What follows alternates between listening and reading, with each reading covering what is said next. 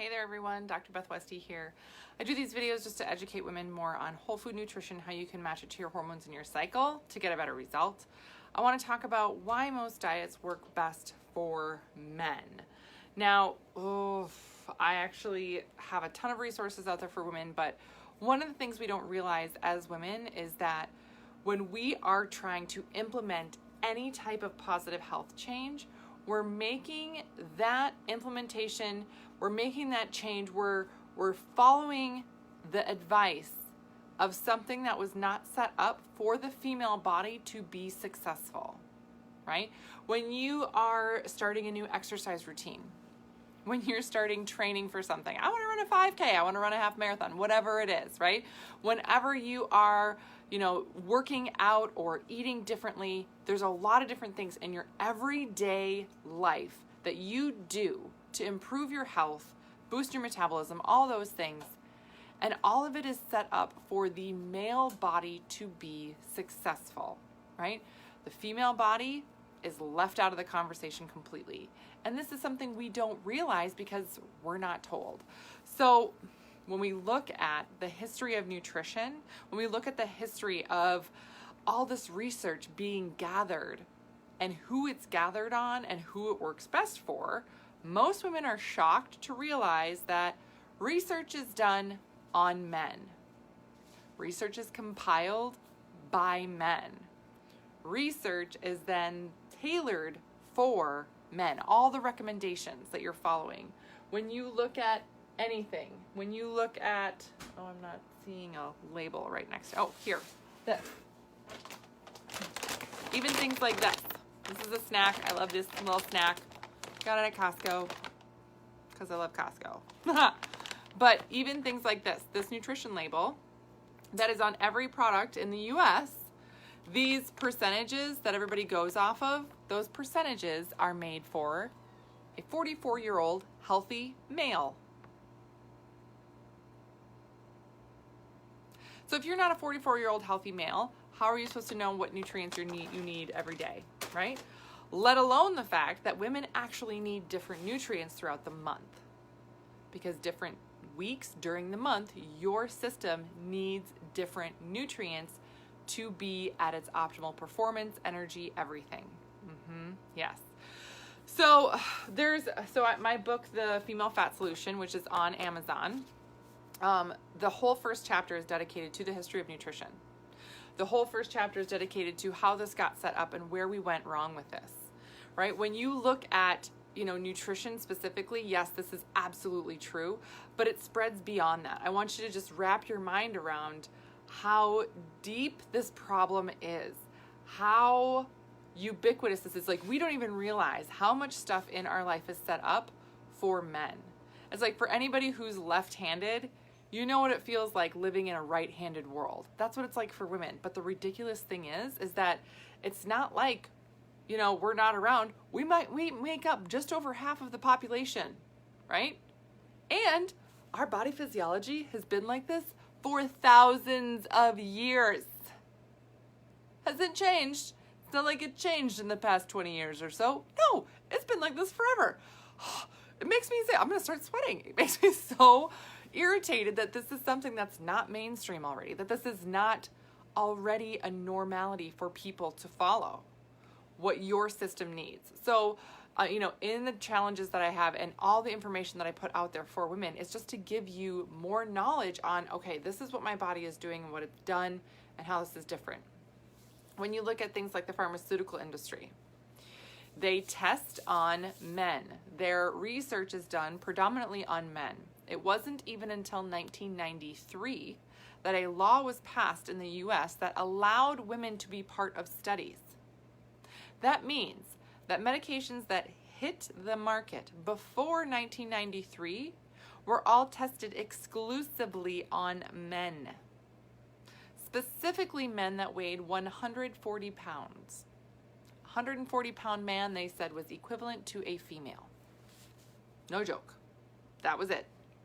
They tested it on 140-pound men. So think about, in the 60s and 70s and everything, when birth control came out and all this, how did they test those medications? They tested it on men because men don't have changing hormones throughout the month, which means they can do and run a case study or test and do research on men and get results faster. That makes it cheaper.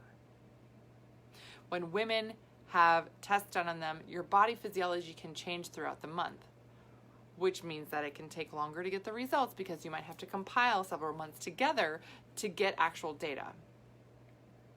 Yes. Yep. Yes.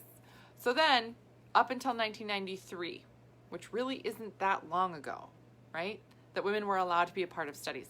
Since then, women still do not make up 50% of the studies. It's not like, oh, women should be part of studies. We should pass a law that allows them to be part of pharmaceutical studies. Great.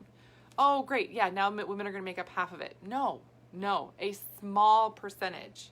Anywhere from 10 to 17% is the most recent data that I've seen in terms of allowing women to be a part of studies that medications are tested on. So again, we're not part of the mainstream, right? Not part of the mainstream. So that means that all these other health recommendations, all these other things, same thing with research for nutrition. Research for nutrition, research for diet trends, done on men, and oftentimes done on overweight men, right? So say you take somebody who is not active and they're not eating well, and you clean up their diet and you get this guy moving, of course they're going to have some great results, right? And then they take that idea, that theory, and they say, okay, great, this is a diet trend, this is something that's going to work, and they apply it to the entire female population and say, oh, this 18-year-old female who seems to be having trouble losing weight, we're going to apply it to her. Oh, this 55-year-old female who's in perimenopause, we're going to do the same thing for her, and she should have the same results. And that's not how it works. The female body is so differently dynamic throughout the month and then throughout our lifetimes that we really need specific things recommended for our systems to be successful. So what happens is that a woman will follow the same recommendation that they're giving towards this guy, and they're not going to have results. They're going to feel more tired. They oftentimes will put on weight and then feel like, oh, what am I doing wrong? Why is this so terrible? It's not that you're doing it wrong. It's just that it's the wrong thing for your body. Stop eating like a man. Stop eating like a man would eat when he loses weight, because your body's totally different. That's the biggest thing. When you look at performance products, all those other things, those are tested on college men, college athletes, 18 to 22 years old. Yep. That doesn't mean that you're going to get the same results. So we are completely misled. It's like we're following the wrong map, right? We're following the wrong map, or you're given the wrong directions. How many of you have ever put together a piece of furniture, right? You get like a shelf from IKEA, and you get the little insert of directions. And if you are looking at this insert and you're like, oh my God, where are these pieces? Or why does it say this? So you're putting it together and you're like, what the heck? And then finally you look at the end and you're like, that's not the shelf I have. Yeah. That's what we're doing. We're trying to put together a piece of furniture with the wrong directions, and then wondering why it's not working, and wondering why it's not ending up or looking like we think it should look. Right? That's how, and then we feel differently in our bodies. And we feel differently about how things actually work and function. And then we feel bad about it typically. It takes a whole different shift when you start to work with your body physiology, with what your system needs, and actually fuel your system properly for your physiology, your goals, your activity level, everything. So over the next few weeks here, I'm going to be really doing a deep dive into some real big education, even more content, and really just kind of demonstrating, okay, these are the specific things that work for the female body. These are the things that work and historically for the female body. Here are things that other cultures do around the world. When I talk about nutrition for hormones, it's really stemmed in Eastern medicine. That's where it comes from. This is what other people do all over the world to really work with the female body. And we're going to be just breaking that wide open and talking about that, so you can take these tips, these tools, and start applying it to your life today to get better results and to feel better in your own body. So I'm really excited about it. Please let me know if you have any questions, but I'm going to be kind of referring back to the history of nutrition, the history of everything, and how it's been set up for the male body, because most women don't know that. They don't know that, oh my gosh, I've been eating this and eating like this, and I meal prep the same every day. I meal prep the same every day, or every week. I'm doing all this stuff. Stop eating like a man. That's how men meal prep. That works great for them. But your body needs different stuff throughout the month. And that's what we're going to be diving into. So please let me know if you guys have any questions. I'm really, really excited about doing this. I do have more resources also on my podcast, The Female Health Solution. But I'm just pumped to dive into this more and give you guys more information. If you are looking for something specific, if you're struggling with something, please let me know. If you want me to do more information on something like fibroids or PMS or something like that, I'm more than happy to do that. But that's what I got for you tonight. Hope you have a great rest of your day, and I will see you later.